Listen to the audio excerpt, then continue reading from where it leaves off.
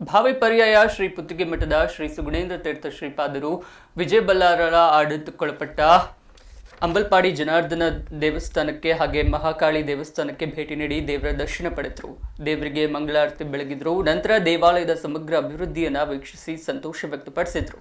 ನಂತರ ಮುಖ್ಯ ಪ್ರಾಣ ವಾದಿರಾಜರ ಪಂಚವೃಂದಾವನ ಹಾಗೂ ಭೂತರಾಜರ ದರ್ಶನ ಪಡೆದರು. ನಿಡಂಬೂರು ಬೀಡು ವಿಜಯ ಬಲ್ಲಾಳರು ಶ್ರೀಪಾದರನ್ನ ಪೂರ್ಣ ಕುಂಭದೊಂದಿಗೆ ಸ್ವಾಗತಿಸಿದರು.